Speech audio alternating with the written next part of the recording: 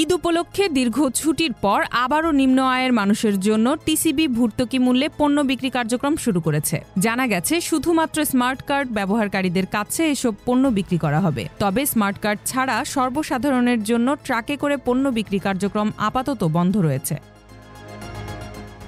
টিসিবির আঞ্চলিক কার্যালয় ঢাকার দায়িত্বপ্রাপ্ত কর্মকর্তা যুগ্ম পরিচালক এ তথ্য নিশ্চিত করেছেন। ঈদের আগে সর্বশেষ গত ২৭ মার্চ পর্যন্ত সাশ্রয়ী দামে পণ্য বিক্রি কার্যক্রম চালায় টিসিবি। ট্রাক সেলের বিষয়ে তিনি বলেন, ঈদের ছুটির পর ট্রাক সেল চালু হয়নি। রবিবার কোনো পণ্য সরবরাহ করা হয়নি। আপাতত এটি বন্ধ রয়েছে। কবে থেকে ট্রাক সেল চালু হবে সেটি এখনও নিশ্চিত নয়। আগামীতে চালু হলে তা জানানো হবে।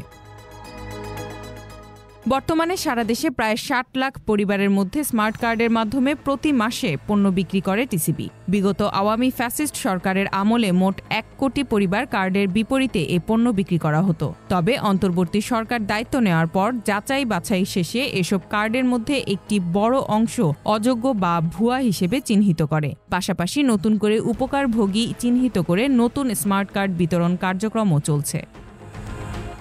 Z news, Dhaka.